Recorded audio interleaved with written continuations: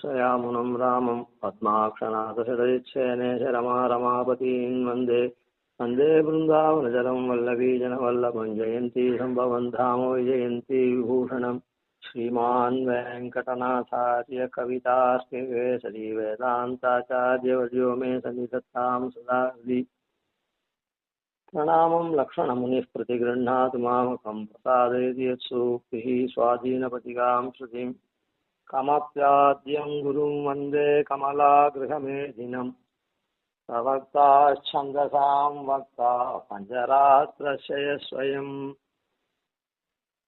இந்த யதிராஜ சப்ததி ஸ்ரீபாஷ்யக்காரர் விஷயமான ஒரு ஸ்தோத்திரம், ஒரு ஸ்துதி மாத்திரம் அன்றிக்கு ஸ்ரீபாஷ்யக்காரருடைய பெருமையை சொல்றது, ஸ்ரீபாஷ்யக்காரருடைய கிரந்தத்தின் பெருமையும் சொல்றது. அதனால இது ஒரு மற்ற கிரந்தங்கள் சொல்லாலே அந்த போல இதுவும் நமக்கு விஷயங்களை தெரிவிக்கக்கூடிய ஒரு கிரந்த ரத்னம்னு சொல்லலாம். உயர்ந்த கிரந்தம். அந்த உயர்ந்த கிரந்தம் ஸ்தோத்திர ரூபமாயும் இருக்கு. நாம் ஸ்ரீபாஷ்யக்காரரை வணங்கக்கூடிய வகையில் காட்டுறது. அதனால ஒரு கிரந்த ஆரம்பம் அப்படின்னு சொன்னா அதுல முதல்ல மங்கள ஸ்லோகம் ஒன்று பண்ணுவோம். மங்களாச்சரணம் அப்படின்னு மங்கள ஸ்லோகம். அந்த மங்களாச்சரணம் எதுக்கு பண்றது அப்படின்னு சொன்னா, அதாவது அந்த கிரந்தம் நன்றாக அதி சீக்கிரமாகவும் முடியறதுக்காக பிரசய கமனார்த்தம் தடங்கள் இல்லாத முடியணும், நன்னா அமையணும். அதுக்காக இஷ்ட தேவதா நமஸ்காரம் பண்றது அப்படின்னு ஒரு முறை. அதுக்கப்புறம் அந்த மங்களாச்சரணம் எதுக்கு பண்றது அப்படின்னு சொன்னா, ரெண்டாவது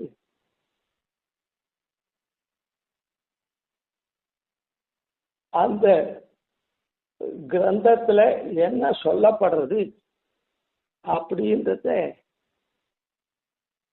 அந்த மங்கள ஸ்லோகத்துல சுருக்கமாக சொல்லுவார்கள்.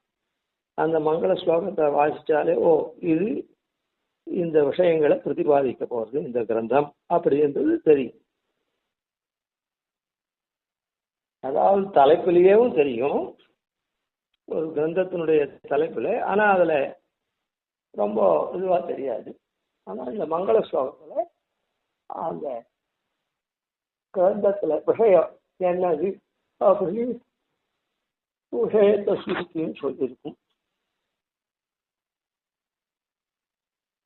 அதுக்கப்புறம்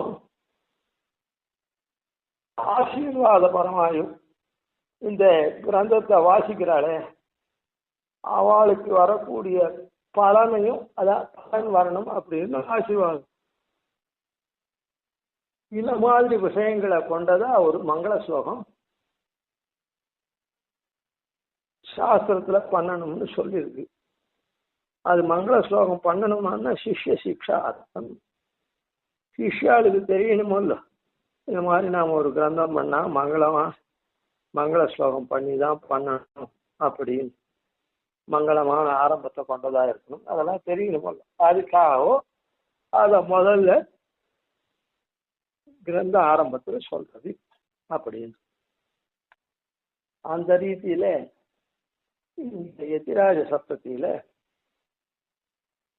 ஸ்ரீபாஷ்யக்காரருடைய பெருமையை சொல்றதே அவ ஆட்டோபயோகிராபி அப்படின்னு தன்னுடைய சுயசரித்தை எழுதிக்கிறார். இதுல ஸ்ரீபாஷ்யக்காரருடைய சரித்திரத்தை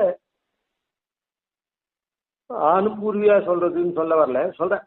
சுயசரித்தை எழுதுற மாதிரி ஸ்ரீபாஷ்யக்காரருடைய பெருமைகள்லாம் சொல்லக்கூடிய கிரந்தமா இருக்குது.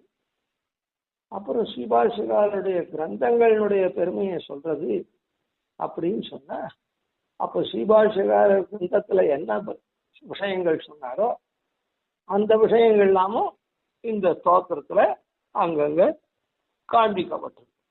அது மூலமா நாம அந்த கிரந்தத்தை சேவித்து ஸ்ரீபாஷ்யக்காரருடைய ஸ்ரீபாஷ்யாதிகளை சேவித்து தெரிஞ்சுக்கிறத இந்த கிரந்தங்கள்ல அப்படியே ஹிண்ட் போல நிறைய நாம தெரிஞ்சுக்க முடியும் இந்த ஸ்தோத்திரத்துல. அதனால அதெல்லாம் அந்த விஷயத்துல வரைச்சு கமப்பியாத்யங்குரும் வந்து அப்படின்னு சாய்க்கிறேன். கமபி அப்படின்னு சொன்னா அனிர்வசனீயம் அப்படி, அதாவது அதை என்னென்ன சொல்ல முடியாதபடியா அது உயர்த்தியா இருக்கும் அப்படின்றது அதுக்கு கமப்பின்றது அனிர்வச்சனீயமா, அதாவது உயர்ந்ததா இருக்கிறதுனால விலட்சணமா இருக்குது அப்படின்றத அனிர்வாட்சம். இவ்வளவு பெருமைன்னு அளவிட முடியாது அப்படின்னு அந்த உயர்த்திய சொல்றதுனால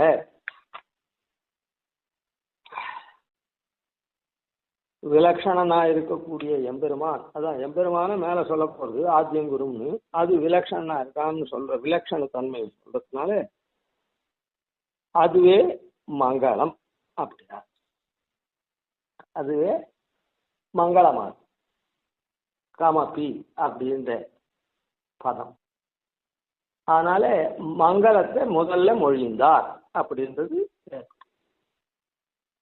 அதுக்கப்புறம் ஆத்யங்குரும் வந்து அப்படின்னு சொல்றதுனால முதல் குருவை வணங்குறேன் அப்படின்னு சொல்றதுனால குரு வந்தனமும் அஜ்ஞானத்தை போக்கடிக்கக்கூடிய குரு, அந்த குருவை சேவிக்கிறதுனால இந்த கிரந்தம் நிர்வகிக்கணுமா பிரத்யேகமா நடக்கும் அப்படின்னு அந்த குரு வந்தனம்னு சொல்றதும் அங்க இருக்கு. அப்புறம் விஷயம் என்ன அப்படின்னு சொன்னா அத இந்த இதுல குருவா ஆத்திய குருவா இருக்கக்கூடிய பிரதம குருவா இருக்கக்கூடிய எம்பெருமானாலே நமக்கு உபகரிக்கப்பட்டதான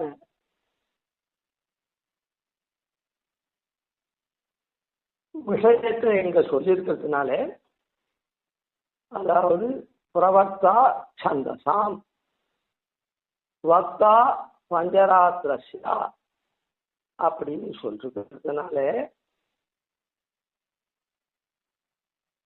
அதாவது அந்த வேத பொருள்களை பாஞ்சராத்திர ஆகமத்தினுடைய பொருள்களை ரெண்டுத்தையும் ஒன்னு சேர்த்து, அதாவது வேதத்துல பலவிதமா இருக்கும், பலவிதமான மனுஷர்களுக்கும் தக்கவாற பல உபாயங்களை சொல்லியிருக்கும். பாஞ்சராத்திர சாஸ்திரத்துல எம்பெருமானை பற்றி எம்பெருமானை அடைவதே பிரயோஜனமா சொல்லிருக்கோம். இது உண்டா வேதத்துல உண்டான்னா வேதத்துல உண்டு, ஆனா அது எல்லாத்து நடுவுலையும் இருக்கும். இது ரெண்டுத்தையும் பெருமாள் சொன்னதுனால இந்த கிரந்தத்துல அந்த விஷயங்கள் பிரதிபாதிக்கப்படுறது. அதாவது வேதத்தினுடைய சாரமாகவும் பாஞ்சராத்திரத்தினுடைய சாரமாகவும் இருக்க விஷயங்கள் சொல்லப்படுறது அப்படின்றது அந்த விஷய பிரதிபாதனம் அங்க காட்டுறது.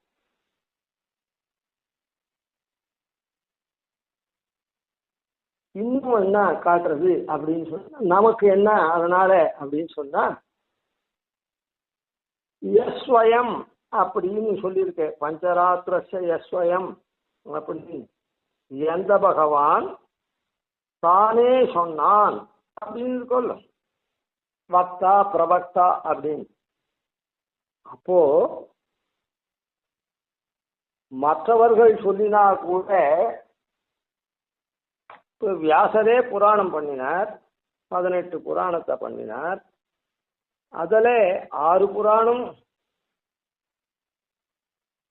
சாத்விக புராணம் 6 புராணம், தாமச புராணம் 6 புராணம், ராஜச புராணம் அப்படின்லாம் பிரிச்சிருக்கு. அப்போ நாம வியாசாய விஷ்ணு ரூபாய வியாசரூபாய விஷ்ணவே அப்படின்னு விஷ்ணுவுக்கும் வியாசருக்கும் அபேதம் மாதிரி, அதாவது வியாசரே விஷ்ணு, விஷ்ணுவே வியாசர் அப்படின்னு சொல்லச்சே அதில் கூட ராஜச தாமசங்கள்லாம் கலந்துருக்கு. வேதத்துல எப்படி இருக்கோ அதே அப்போ அதுலேருந்து நாம கொஞ்சம் வழி மாறி போயிட்டோம்னு வச்சுக்கோம். ஏன்னா ஏன் வழி மாறி போறோம்? தாமச புராணம் தான் சொல்லியிருக்கேன், ராஜச புராணம் தான் சொல்லியிருக்கேன், நாம பாட்டுக்கு இப்போ எடுத்துக்கிறோம். அதே மாதிரி வேதத்துல கூட உபனிஷத் பாகத்துல சொல்றதை எடுத்துக்கிறோம் அப்படின்னு சொல்லலாம். ஆனா அதான் வேதத்துல இல்லை, அது மாதிரி எடுத்துக்கிறோம் அப்படின்னு சொன்னாக்கா அத லிங்க புராணம் இருக்கு, தாமச புராணம். ஆனா நித்தியம் அநேகர் திருவாராயணம் பண்றவா அதுல மந்திர புஷ்பம்னு ஒரு பிரக்கிரியை, ஒரு காரியம். அந்த மந்திர புஷ்பத்தை கொஞ்சம் ஆன்மீகத்துல எல்லாம் பெரியோர்கள் சொன்னபடிக்கு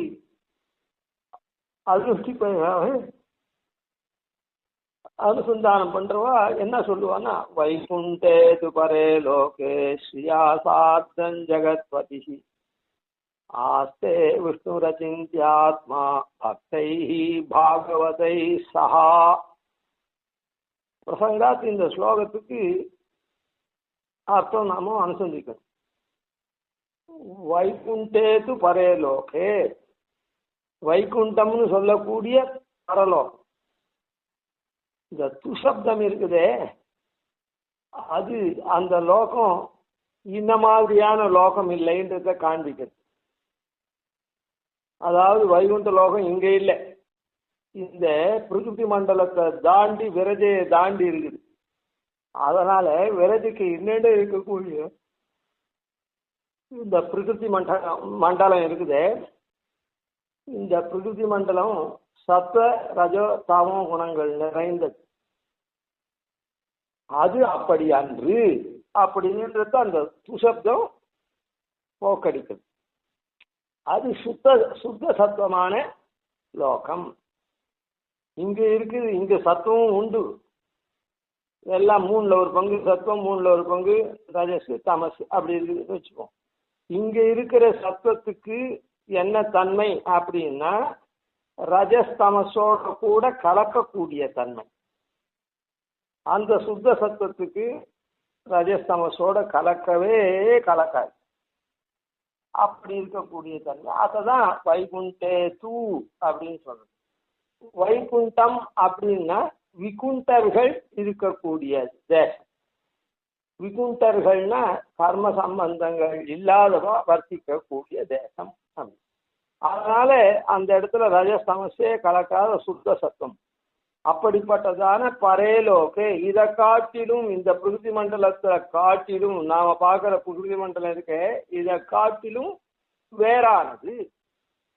அப்படி வைகுண்டேது பரேலோகே ஸ்ரீயா சார்த்தம் ஜெகத்பதி. அதாவது ஸ்ரீ பிராட்டி மகாலட்சுமி இருக்காளே அவளோட கூட ஸ்ரீயா சார்த்தம் ஜெகத்பதி ஆஸ்தே விஷ்ணு. அந்த லோகத்துல ஜெகத்பதியா எம்பெருமான் எழுந்திருக்கான் விஷ்ணு. யாரோட கூட? தனியே இல்லை, ஸ்ரீயா சார்த்தம் பிராட்டியோட கூட எழுந்திருக்கான். பெருமானும் பிராட்டியும் சேர்ந்து அங்க ஜெகத்பதியா இருக்கார். அசிந்தியாத்மா, அந்த எம்பெருமானுடைய தன்மையை சிந்திக்கவே முடியாது. ஏன்னா வேதமே வாக்குக்கும் மனசுக்கும் எட்டாதவன் அப்படின்னு சொல்லிடுச்சு உபனிஷத்து. அதனால அச்சிந்திய ஆத்மா அவன். அங்க அந்த வைகுண்ட பரவலோகத்துல என்ன இருக்குது? இங்க நான் முகன் தன்னோடு தேவர் உலகு மனுஷ உலகு அதெல்லாம் இருக்குது. இங்க அங்க என்ன இருக்குது? ஒண்ணும் இல்லையா? இருக்குதா எதனா அப்படின்னா அச்சிந்திய ஆத்மா அவன் ஜெகத்பத்தியா அங்க இருக்கான். ஓ, அவனுடைய ஆபீஸ் அங்க இருக்குது. இந்த ஜெகத்துக்கெல்லாம் அவன் பத்தியா அப்படின்னா இல்ல. அங்க எப்படி இருக்கான்னா பக்தைஹி பாகவதை சஹா, பக்தர்களோட பாகவதர்களோடும் கூட அங்க எழுந்திருக்கான். அப்படின்னா அங்க ஒரு பெரிய ராஜதானியை நடத்துறான்னு அந்த வைகுண்ட லோகம்ன்றது. அது ஒரு அதான் அது நித்திய விபூதி அப்படின்னு சொல்றோம். இது லீலா. ஆனால் அது ஒரு ராஜதானி. அது ஒரு நன்னா இருக்கக்கூடிய ராஜாவாகப்பட்டவன் நிச்சயந்தைய நன்னா நாட்டை ஆண்டான்னா அவன் என்ன பண்ணுவான்? அந்த இதுல விளையாட்டுல இறங்குவான். நாட்டில் ஒன்றும் பிரச்சனை இல்லைன்னா விளையாட்டுக்கு எல்லாம் விளையாடுவான். ஆன மாதிரி இந்த லீலா விபூதியில அவன் சிருஷ்டிக்கு அதெல்லாம் இது பண்ணான். விளையாட்டுன்றது என்ன? ஒரு மைதானத்தை சிருஷ்டிச்சு அதுக்கு உண்டான பொருள்கள்லாம் கொண்டு அந்த இடத்துல விளையாடிட்டு அப்புறம் அதெல்லாம் சுற்றி எடுத்துன்னு போயிடுவோம் அந்த மைதானம். அது போல இந்த லீலா விபூதியை சிருஷ்டிக்கிறார். நம்மலாம் வச்சு விளையாட்டு பண்ணிட்டு அப்புறம் ஒரு கால விசேஷத்துல பிரளயத்துல ஒரு ஏசியா ஒலிம்பிக் அப்படிலாம் சொல்றாரு. அந்த நகரத்தெல்லாம் நிர்மாணம் பண்ணி பல விளையாட்டுகள்லாம் விளையாடி அப்புறம் அந்த நகரத்தெல்லாம் க்ளோஸ் பண்ணிடுறா இல்லையா? அது போல இந்த லீலா விபூதியை பண்றான். அங்க எப்படி அது என்ன? யார் இதை பண்ணுவான் அப்படின்னா எந்த ராஜாவுக்கு பிரச்சனை இல்லையோ அவன் பண்ணுவான். இல்லைன்னா பிரச்சனை இருக்கிற ராஜா அந்த பிரச்சனையை சமாளிக்கிறதுக்கு தான் அவனுக்கு நேரம் காலம் போக்குமே தவிர இதுக்கெல்லாம் ஒழிஞ்சு வெறுமை இருக்கான காரியம் அங்கே ஒன்றும் இல்லை, நிச்சயந்தியா இருக்கான்னு விளையாட ஆரம்பிக்கும். அது போல அங்க யார் இருக்கான்னா பக்தாளும் பாகவதாளும் இருக்கா. பக்தாளும் பாகவதாளும் இருந்தாள்னா அப்போ நல்லாட்சி நடக்கிறது, யாருக்கும் ஒன்றும் குறவே இல்லை. பக்தைஹி பாகவதா. பக்தைஹின்னா அவனுக்கு கைங்கரியம் பண்ணக்கூடியதால நியமித்து இருக்கக்கூடிய நித்தியர்களை சொல்றது. ஆனந்தகருட விக்ஷசேனாதிகள் அவாய்வா எத்தனையோ பேர் இருக்காளே, எண்ணற்றவாளா இருக்கா. நாம சொல்லத்தே ஆனந்தகருட விக்ஷசேனாதி அப்படின்னு 3 பேர் சொல்லிடுவோம். அங்க எத்தனையோ இங்கேருந்து போச்சே ஒவ்வொருத்தரையும் 100 இங்கேருந்து போற முத்த அங்க போன உடனே பிரம்மாலங்காரம் பண்றான். எப்படி கான்வகேஷன்லாம் இது பண்ணச்சு என்ன பண்றா? அந்த அங்க கொடுக்குற கேன்சல் அது என்ன மாதிரி கோட்டு சூட்லாம் போட்டுருக்காரோ அது மாதிரி இதை வாங்குறவனும் அந்த மாதிரி போட்டுக்கிறான் கான்வகேஷன்ல இல்லையா? அந்த மாதிரி அந்த பிரம்மத்தை போய் நாம அடையிட்டு இங்கேருந்து போற புத்தன் அவன் பிரம்மத்துக்கு துல்லியமா அவனுக்கு அலங்காரம் எல்லாம் பண்றா. அதுக்கு 100 அப்சர ஸ்திரீகள் 500 பேர் 500 பேர் அவளுக்கு பிரம்மாலங்காரம் பண்றா, ஒப்பனை பண்றா, அழகுபடுத்துறா. ஒருத்தர் அதான் 100 பேர் வஸ்திரம் கொடுக்குறா, 100 பேர் மையிடுறா. அது மாதிரி அப்படி எல்லாம் பண்றான்னு சொல்றது. அது எதுக்காக சொல்றோம்னா அவள் இல்லாமல் நித்திய சூரியன். அப்புறம் ஆழ்வார் சொல்லுது நிதி நற்றுண்ணமும் நிறகுட விளக்கமும் மதிமுகம் அடந்தைய ஏந்தினர் அந்த வீதியில போச்சு. இவ அங்க எல்லாரும் பூர்ண கும்பம் கொடுக்குறா, உபகாரம் சாப்பிக்கிறா, கட தீபங்கள்லாம் சாப்பிக்கிறா, தீபங்கள்லாம் சாப்பிக்கிறா அப்படின்னு சொல்லுது. அந்த மாதிரி இருக்கக்கூடிய நித்திய சூரியன். அதாவது நிறைய பேர் இருக்காருக்கா, பல்லாயிரக்கணக்கான கோடிக்கணக்கான பேர் அங்க இருக்காரு நித்திய சூரியன். நாம சொல்லத்தே உபச்சாரமா அனந்தகருட விசேஷனாங்கள் அப்படின்னு.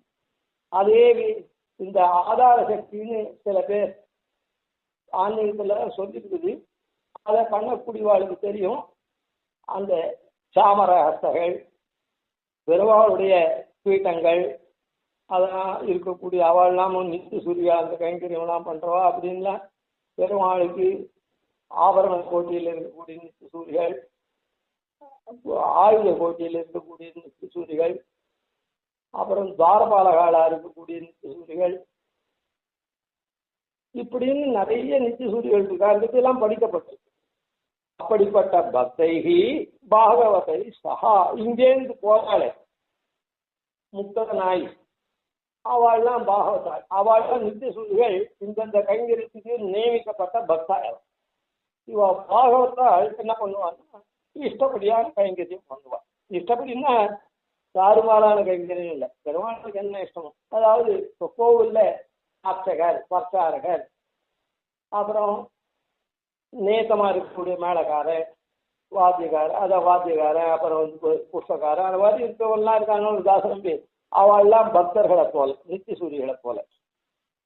பாகவத்தாள் என்ன பண்ணுவா, பெருமாள் வீதியில எழுனா போய் வா பாராயணம் பண்ணுவா, சேவாலம் பண்ணுவா. ஒரு ஆழ்வார் சாப்பிட்றா அப்படின்னா போய் சேவாலம் பண்ணுவா. இவாள் குறிப்பிட்ட கைங்கரியம் இல்லை. இவா சேவாலம் பண்ணுவா, நடுவில் அதெல்லாம் இல்லை பாராயணம் பண்ணுவா, நடுவில் அதெல்லாம் வெறும பெருமாளை சேவிப்பா, எல்லாரும் பண்ணுவா. ஆனால் அந்த கைங்கறி வரலாம் அந்தந்த கைங்கரிய நேச கைங்கரியத்தை பண்ணுவா. இவா எந்தெந்த இடத்துல கைங்கரியத்துக்கு வருஷா வேணுமோ அங்கெல்லாம் உபகாரமா பண்ணுவா, இல்லைன்னா பாராயணாதிகள் பண்ணிட்டு இருப்பா. அதனால பக்தைகி பாகவதா, அந்த பாகவதான்ட்டு இங்கேருந்து போற முக்தன். இங்கேருந்து போற முக்தனுக்கு நித்தியனை போல ஒரு நேசமான கைங்கரியம் கிடையாது. எந்த கைங்கரியம் பெருமாள் திருவுள்ளத்தில் இருக்கோ அதை நேர சாட்சாத்கரிப்போம், அந்த கைங்கரியத்தை பண்ணுவோம்.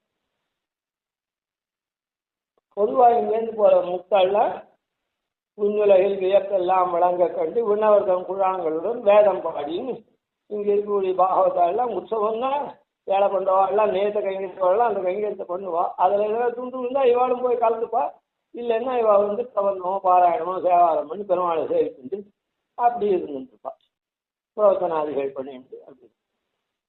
சாரி, இவ்வளோ தூரம் எதுக்கு இது அப்படின்னு சொன்னா பக்தைஹி பாகவதை சஹா அப்படின்னு இவ்வளோ விஷயத்தை உள்ளடக்கின உயர்ந்ததான ஸ்லோகம் விஷ்ணு புராணத்துல இல்லை, வேற ஒரு புராணத்துல இல்லை. எதில் இருக்குதுன்னு சொன்னா லிங்க புராணத்துல இருக்கு. அதுக்காக சொல்ல வந்தோம். அதாவது தாமச புராணம்னு சொல்லிட்டு அதை அப்படியே ஒதுக்கிடவும் முடியாது. அப்படிப்பட்ட தாமச புராணத்திலேயே பெருமாளுடைய இந்த மாதிரியான ஒரு பரலோகம் ஒன்று இருக்குது, வைகுண்ட லோகம் இருக்குது, இந்த புத்தி மண்டலத்துக்கு தாண்டி அப்படின்னு அதனுடைய பெருமை. அங்கதான் பெருமாள் பிராட்டியோட கூட எழுந்தெழுந்து இந்த ஜகத்துக்கெல்லாம் பதியா இருக்கான். தம்பதி தெய்வதன்னா தம்பதி ஜெகதாம்பதி அப்படின்னு சொன்னாரு, ஆன மாதிரி இருக்கான். அங்க அந்த லோகத்துல அந்த லோகமாகப்பட்டது சுத்த சத்தம், அந்த குசப்தத்தினால தெரியுதுன்னு சொன்னேன், அப்படி இருக்கு. அதுக்கப்புறம் அங்க பக்தாள்னு கோடிக்கணக்கான பேர், அனந்தமான பேர் இருக்கா அங்க நித்திய கைங்கரியத்துல. இங்கேருந்து போற முக்தர்கள் பாகவதாள்ன்றது என்ன அப்படி இருக்கக்கூடியவா இருக்கா. அப்படிப்பட்ட ஒரு பெரிய ராஜதானி அப்படின்றதெல்லாம் அப்படி இருக்கக்கூடிய அந்த ராஜதானியில சங்கோலோச்சர பெருமாள் பொங்கோலம் சூழ்ந்த புவனியும் விண்ணுலகும் அங்காதும் சோராமே ஆழ்கின்ற பெருமான் அப்படின்னு அங்க ஒன்றும் குறைவில்லாத ஆள்றதுனால இங்க லீலா விருத்தியில விளையாட்டு மைதானமா இங்க விளையாடு லீலா விருத்தியை சிருஷ்டிச்சு விளையாடி மறுபடியும் அதை பழையமாக்கி மறுபடியும் சிருஷ்டிச்சு அது மாதிரி இப்படின்னு இந்த உயர்ந்த சாஸ்திரார்த்தத்தை ஒரு ஸ்லோகத்துல அடக்கி சொல்லக்கூடிய புராணம் இது லிங்க புராணம். அதனாலதான் அந்த புராணத்துல இருக்கிற ஸ்லோகத்தை நித்தியம் பெருமாளுக்கு நாம அனுசந்தானம் பண்றோம் மந்திர புஷ்பத்துல. தெரியவா அந்த மாதிரி பண்ண வச்சுருக்கேன். அப்படி உயர்ந்துதான். அதனால எதையும் இப்ப அது இது பண்ணுச்சே, ஆனா அந்த புராணங்கள்ல என்ன இருக்கும், இது ஒன்றும் நடுவுல இருக்கே தவிர ரத்தனமா. ஆனா அதுல சைவ பாரமியத்தை, சிவனுடைய பாரமியத்தை பறக்க சொல்லியிருக்குது. அப்போ அதில் போய் நழுவிடக்கூடாது இல்லை.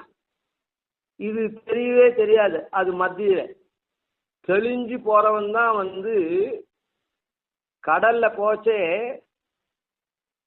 மார்க்கத்தை தெரிஞ்சவன் சேஃபா கரைக்கு போடுவான். மார்க்கமே தெரியாத இருக்கவன் அடுத்த ஊருக்கு போவான். இங்கேருந்து மார்க்கம் தெரியாதவன் போனான்னா எங்கன்னா கடல் பாறையெல்லாம் மோதி அங்கேயே விழுந்துருவான். அதுபோல அந்த சைவ புராணத்துல இவன் திருடச்சித்தனா இருந்து அங்கொன்னு இங்கொன்னு இந்த மாதிரி விசேஷமா சொல்றத எடுக்கிறதுக்காக போனான்னா இவன் நிரபராதமா இருந்து வருவான். நிரப்பாயமா அபாயம் இல்லாத வருவான். இல்லைன்னா என்ன பண்ணுவான், அங்கேயே மூழ்கிடுவான். அதனால இந்த இடத்துல பெருமாள் இதை சொன்னார் அப்படின்னு சொல்றதுனால பாஞ்சராத்திர சாஸ்திரத்தை ஸ்வயம் அப்படின்னு தானே சொல்றான்னு சொல்றதுனால இந்த இடத்துல எந்த விதமான தோஷமோ சங்கையோ நாம தடம் மாறி போறதுக்கு உண்டான சந்தர்ப்பாதிகள்லாம் இல்லை அப்படின்றது தெரியுது. அதனால இப்போ அந்த எம்பெருமான் தானே சொன்னான்னு சொல்றதுனால நமக்கெல்லாம் நேர்வழி காண்பிக்கப்படுறது. நாமெல்லாம் நேர்வழியே அறிவோம், தடம் புரள மாட்டோம் அப்படின்றது இந்த கிரந்தத்துல நமக்கு வழி காமிக்கிறதுன்றது அது ஒரு ஆசீர்வாதம் மாதிரி. அதாவது இந்த பெருமாள் சொன்னது நேர்வழியில் நம்ம நடத்தி கொண்டு போகும் அப்படின்றது ஒரு அனுகிரக விசேஷத்தான்.